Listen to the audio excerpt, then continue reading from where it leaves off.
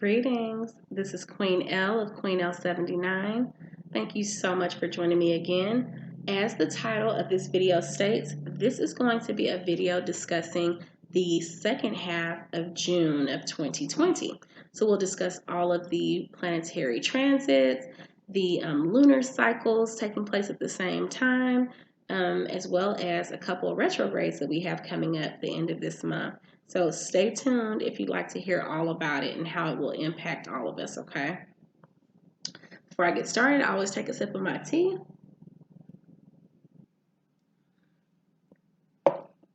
This is just some regular green tea today. So let's get started, okay? We have several things going on.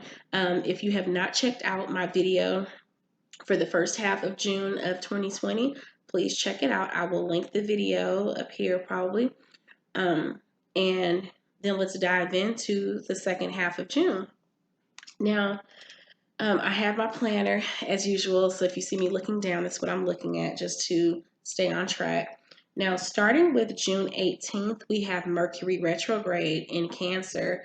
Now, this the overall theme for this retrograde is that there will be a break in communication, and I want you to be sure to watch my video regarding retrograde. I do like to do separate videos because I like to dig in a bit deeper and talk about how the retrograde will affect us overall. So please feel free to check that video out as soon as you see that. And I believe that video will probably be posted probably the same time as this one, if not right after. So check out that video. Now, that's taking place on the 18th. So like I said, there will be a break in communication. Just to give you an overview, so Mercury rules the house of communication.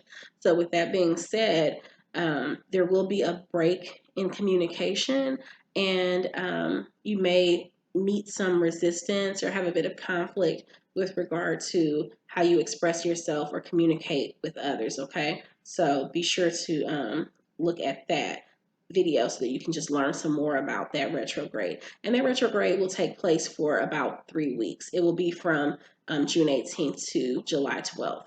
Okay. Next, we have on June 20th, that is the longest day of this year. So the longest day of 2020 is June 20th, and that is when summer solstice happens. Okay. So as far as how it affects us, I mean, there are different thoughts regarding that. Some people feel like entering different seasons doesn't really have any type of astrological impact because it doesn't involve any type of transits or planetary aspects or anything like that.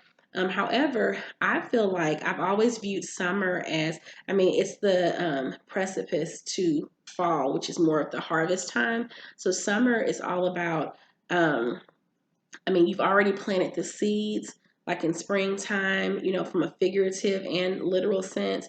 You've already, you know, just kind of done some of the legwork for the foundation of the things that you want to come to pass and bring to fruition. And I feel like the summer is all about sowing those seeds. So you've planted the seeds, but now it's time to nurture them. It's time to actually do the work of being consistent with all of your efforts. It's the time to put some action into the things that you've wanted to do. So you've expressed your desires earlier this year. You have tapped into your creativity. You have done some of the soul searching and listened to your intuition, hopefully. And the summertime is all about putting those thoughts and ideas into action, into motion, okay?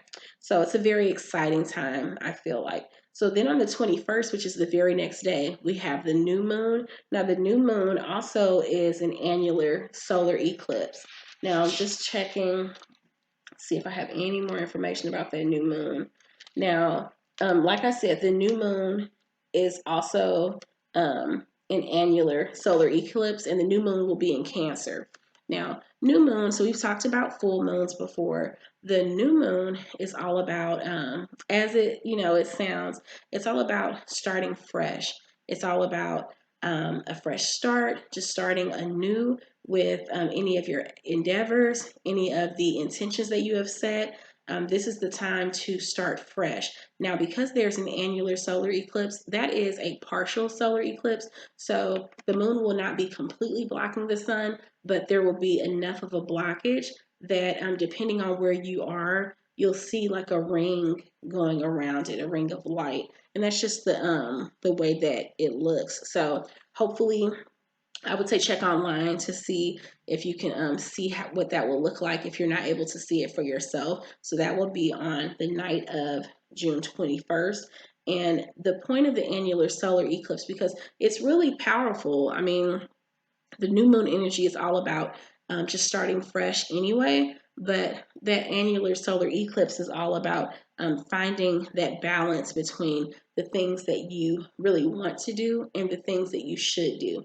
So you might set your intentions on things that, I want to get out there and do this, or I want to attract this type of person in my life or this type of energy. But sometimes those things that we actually want for ourselves are not actually what we need for ourselves. And so that's when it's important to tap into your intuition, to really listen, not just to ask the questions, but to actually be in a position, an open position to receive the message that they have for you. Because the message may not be exactly what you want. The message may be to sit tight and wait on that. The message might be no sometimes. And it's important to be open to receive whatever that message is and not have blinders on because you're so focused and have tunnel vision on what you think is best for you. Because what we think is not always what we should have. It's not always what we need and what is best for us. So just pay attention to that and be mindful of it. So that's around the 21st. Now, the 23rd, we enter Neptune retrograde. Now, this retrograde is all about revelation. Now, let me see, I believe I have some additional notes. Okay, so this one's taking place from June 23rd to November 28th. Now, Neptune rules the 12th house. This is all about that feminine energy because it's in Pisces. Pisces is all about the, I mean, kind of all knowing because of Pisces being the 12th zodiac sign as well.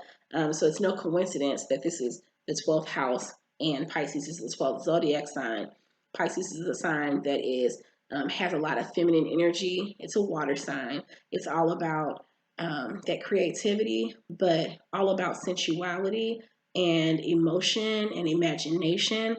And so the only thing is Neptune retrograde, there will be some boundaries released, things that you thought were, going well, and this is what, you've just always known and what you've been used to.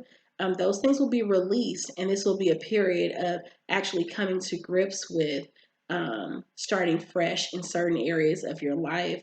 And it may be completely unexpected which areas those will be. And so I'm actually interested for myself of what that will look like for me. But it's all about being in a position to be open to receive it, to know that the spirit guides, the creator, that they know what's best for us, and that even if we assume that what we're doing right now is what's best for us, it's important to be flexible enough to adapt if something comes our way that shows us, oh, no, no, no, not this, but that, and to know that that is what's better for you. So that's important to tap into that. There'll be a lot of revelation going on during the Neptune retrograde. So pay attention to that. And we also, as you know, have other retrogrades. We have the Saturn retrograde still going on. So the Mercury retrograde will have started at this point that we start with the Neptune retrograde. So there will be several different things, especially just depending on your zodiac sign, several different, darts or like conflicts coming at you at the same time. And it's important to really stay true to yourself, do the work, meditate, journal, do what it takes for you to stay centered and grounded. Yoga, just whatever it takes, and just know that you'll make it to the other side. Okay, I promise you will. And if you have any questions or any needs or need any guidance, then reach out to a spiritualist, reach out to me, reach out to someone that you know in your own inner circle that you feel comfortable with. But sometimes reaching out to somebody that is a complete stranger who's impartial and unbiased, sometimes that's better because you know that they won't be kind of partial to some aspect of what your issue is. Okay, so just keep that in mind. Now, the next thing, so that's on the 23rd. Next, we have Venus going direct. So Venus has been in retrograde recently, but then on the 25th, Venus goes direct. So the issues that we had with regard to any type of disillusionment or any type of conflict between the things that we really enjoyed doing and the ways that we enjoyed doing things and having to reconstruct those things, especially with what's going on in the world. Now that Venus is going direct, there will be a sense of harmony with regard to your relationships, love, any type of interpersonal relationship. You'll notice a sense of harmony, and that now, maybe the shackles or any type of boundaries like we talked about that have been released, that now you'll have a sense of harmony and a sense of synergy with the things that you enjoy. Okay, so that's on the 25th. Then the 27th, Mars enters Aries. Now, Aries is a fire sign, and we know that Mars entering Aries, so Mars is all about how you interact with others. And just know that there will be a sense of aggression, a sense of assertive behavior. Now, that could be a good thing depending on what we're talking about, but because I mentioned the conflicts that will happen with Mercury retrograde with your communication, as well as Saturn retrograde, Neptune retrograde with the revelation, just know that Mars entering Aries, um, there will be a lot of bluntness. And sometimes you need to just be straightforward and to the point and very direct and not beat around the bush. But it's all in the way that you do it. And I've talked about that before. I've talked about sweet is the way. Sometimes sweet is not going to cut it. Sometimes you do have to take a stand and advocate for things. I mean, there are a lot of things going on right now that people are and should take a stand on one side or the other. And so it's important that tap into that assertive energy, but don't do it in a way that the purpose and your reason why it becomes lost because of the delivery, so that where that overshadows the message that you were trying to bring forward. So you need to find the balance in the two. I mean, yes, be assertive, but be assertive in a way that people actually listen and pay attention and take notice. Not in a way where it's like, oh, like you're just like a brute and you're so aggressive that I don't even know what you're talking about anymore. So just be careful, be mindful of that.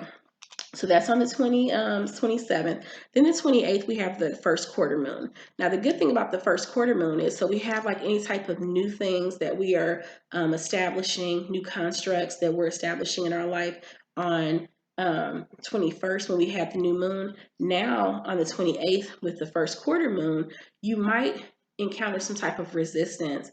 And it's all about figuring out the way to cut through that resistance.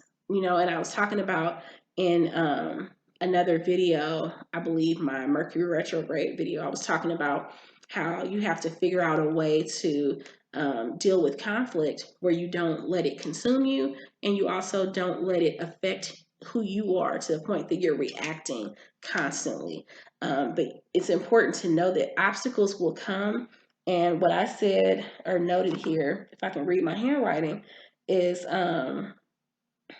to use that Mars in Aries, that assertive behavior, when the new moon comes on the very next day on the 28th, use that energy to break through any type of obstacles. So obstacles are going to come, let's say on the 28th. And what day of the week is that? On a Sunday. So let's see. Mars enters Aries on the 27th. Okay, Saturday. The 28th comes. So you're feeling that energy, that fiery energy on the 27th, just getting yourself worked up in a positive way, a very constructive way. And then on the 28th, obstacles hit you. So what are you going to do with that energy? Are you going to overpower or overtake, whoever you have the conflict with? Or are you going to use it and be strategic about it to break through the obstacle? Use it to be an advocate for yourself and for others who you feel passionate about, who you feel protective of, the community, the collective. But do it in a way that, like I said, people take notice, but not in a way where all they see is the aggression. There's no, like the message is really just getting lost or it's falling on deaf ears. Okay, so just pay attention to that. Then the last thing that happens in June 30th, which is the end of the month, we have Jupiter conjunct Pluto. So I've talked before about the conjunct relationship. um, they are they're not clashing, they are interacting with each other, but it's important that they work together in order to see some type of benefit in the situation. Okay, so this is going to bring things to fruition.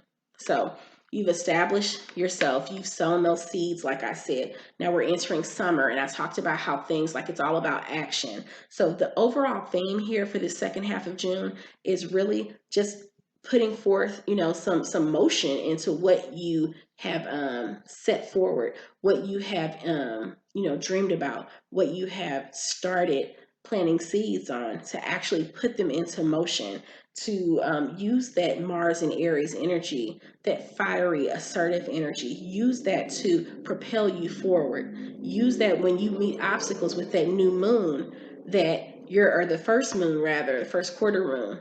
Use that to meet those obstacles. And then when you get to Jupiter conjunct Pluto, you're going to bring things to fruition. Excuse me. You're going to be at the point where July 1st comes and you're like, what's up? What's up? I've done this. I've put in the work, and now I'm ready to see things come to pass. You're getting closer and closer to that harvest period of the year where you'll reap the benefits. You will see the reward for all the work that you've done. So that is the month of June. I did want to pull a few cards to signify the month. I've already shuffled. I'm using my Modern Witch deck. And like I've said in other videos, if you haven't seen any of my unboxing videos, please feel free to check them out. I did a Miss Cleo's tarot card power deck review recently and did an unboxing of that one. So please check that out. Also, I did the Energy Oracle deck. So that's another deck for you to check out. I will start using or incorporating those cards into my readings very soon. I've already cleansed them with sage, but I did want to actually kind of meditate on them some before I actually start using them. And I've already done that plenty with the Modern Witch deck, so it's just different. So anyway, cards to signify the month, okay?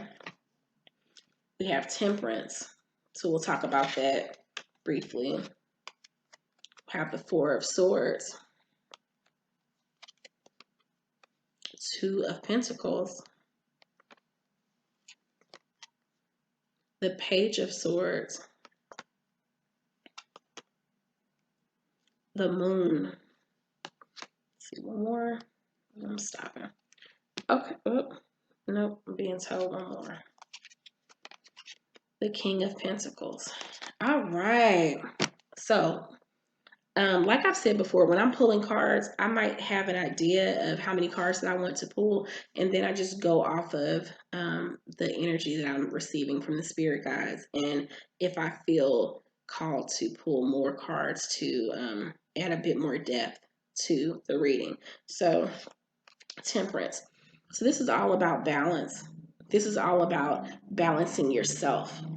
It's all about practicing some restraint within yourself. There are many different meanings and many different perspectives on this card, but I haven't pulled it that much, but I actually love whenever I do, because when I see the image, it's all about grace.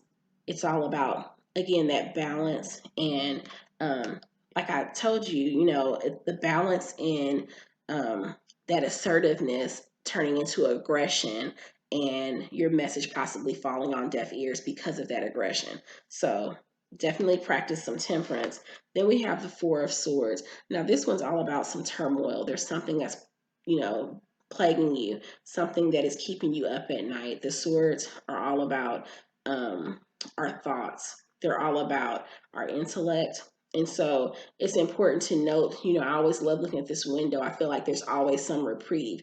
There's always some type of, light at the end of the tunnel. There's a blessing on the other side of it. So when you're dealing with something where it's really just kind of plaguing you and weighing you down, like I said, once we get to June 25th, Venus going direct, then we will see, even though we have other retrogrades going on with regard to communication, we'll see with regard to our emotions, with regard to love, things that we enjoy, we'll see like, whew, almost like a weight being lifted off of our shoulders, literally. So even if you're feeling like that right now, because we're just now entering the middle of June, just know that on the flip side, it's coming, that relief, that sense of relief. Okay.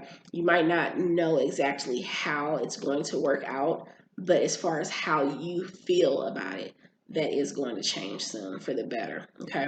Now the next part is the Two of Pentacles. So Pentacles is all about your it could be your finances, it could be so any type of material thing. It's all about your possessions. It's all about it could be work, a sense of power. So just know that the Two of Pentacles, this is again all about balance. It's all about give and take and figuring out with regard to your life, how you move around in your life. It's all about finding the balance in it in this month of June with regard to communication, with regard to our interaction with others, with regard to how we see ourselves in the world, with regard to the things that we're used to doing, like our rules and boundaries versus how things need to progress in the future so that we can evolve, so that we can elevate to the next level, as well as dealing with the issue of the obstacles that come our way and how we handle the obstacles. It's all about finding the balance, the yin and the yang of everything, because things will happen. Life happens, and it's all about how you deal with life, how you handle situations when they come your way. If you can find the lesson in the situation, then that will make you all the more like better with regard to dealing with the situation. A lot of times we get so stuck in the moment that it's like I can't see tomorrow. I can't see what this evening because I'm right here in this moment, and what I'm dealing with is so heavy. But just know that you have to put it into perspective. It's all about how you handle it. So if you change your perspective, then you will be able to kind of pull yourself out of the situation, to just see it for what it is and then process it and decide how you will move forward from that point on. Okay. Now, the next thing is the Page of Swords. Now, I love this card. The Swords, again, all about your intellect. The page is fresh, new. It's like, okay, I'm feeling good about this. Any type of endeavors, any type of things that you're thinking that you want to do, it's important to know that it's okay to start fresh. It's okay to change course, because when things come your way, that's what you're supposed to do, is regroup and say, okay, let me take a step back and see this, and kind of ponder things and reassess and decide how I need to move now. Is there a fork in the road? Which way do I go? Or do I need to double back and kind of regroup some more and figure some things out before I move forward? I mean, you really just need to take a step back to think about the proper way to handle situations. Okay. Next, we have the Moon. Now, I love the Moon card as well. This is all about tapping into that hidden side of yourself. I talked about the new moon, and it's important to tap into that side that you either, I've said it before, you keep hidden from yourself, or just that you keep hidden from others. Tap into that moon energy. Tap into it. I mean, because you might realize that like when I mentioned Mars and Aries, you might not be someone that's naturally aggressive. I know that I'm not. You might not be someone who typically asserts themselves in situations, but that could be a hidden side of yourself that you didn't even know that you had. So it's important to tap into that energy and to take a stand for yourself, take a stand for your loved ones, for your community. It's important to just be true to yourself, of course, but also to advocate for yourself. Advocate for everyone around you. I mean, it starts at home, but it definitely includes your community And it's important to start having a sense of community for all of us. But tap into that moon energy, because I guarantee you there's something on the inside of you that is kind of boiling up, a side that you probably didn't even know that you had, that you didn't know you possessed, but it's in there. And you're going to tap into that energy to use it, use that assertive, energy that you have to break through those obstacles that come your way and the different boundaries, those constructs that have been holding us back, holding us down. Excuse me.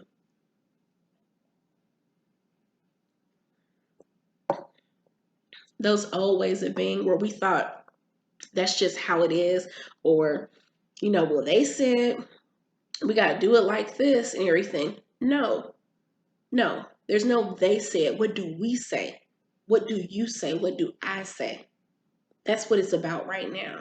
So it's important to tap into that energy. Take a step back. Don't allow yourself to be inundated with emotions from everything that's going on. I mean, I am learning as an empath what I can take and what I can't take. And then I just kind of like put a little bit of distance between myself and what I know that I can't take in that moment, or that will really kind of weigh me down a bit more than I should be weighed down, what would be normal for most people, just because I absorb energy and emotions like to the nth degree. So it's just important that you find that balance again, but that you still tap into that energy, embody your full self, not just the self that you show to others, not just the self that's most comfortable, that, you're most familiar with. Tap into all of you, okay? Because that's coming up is the time to really tap into, aspects of yourself that you've suppressed purposely or accidentally or unbeknownst to you. But it's important to start tapping into that, and it's okay to reinvent yourself too, okay? So I'm starting to talk too much. So this one, I'm the King of Pentacles. So again, Pentacles is all about money, wealth, status, power. And when you're the king, you are the boss. And so this is saying that there's that boss energy, and that's how you're ending the month, bringing things into fruition. That Jupiter conjunct Pluto, bringing things into fruition, coming out of that Mars and Aries energy, that assertive behavior, and then just meeting those obstacles head on. And then you wrap the month up bringing things to fruition because of that energy, because of you taking a chance, because of you stepping out there and doing things. It's like, just do it. Literally just do it. So now I'm telling you, I would say that the overall theme I was thinking was asserting yourself and, kind of taking a stand, but it's also finding the balance and then using that assertion, using that energy to bring things to pass. So that's it for today. Please feel free to check out my new store on Etsy, QueenElleStore.etsy.com. The link will be in the description box. Please feel free to visit, to check out my video rather, that I posted with regard to my shop. And also, please feel free to visit me on social media. I have those handles below as well. Visit my blog, QueenElle.net. I would love to hear your thoughts on my post regarding sustainability, also regarding being an empath and some of the clair abilities that I have. I would love to engage with you on that. If you have any questions or any needs, if you need any guidance or any services, I'm available for that. Please contact me. It's been great to have you with me today. Ashe, many blessings. Peace.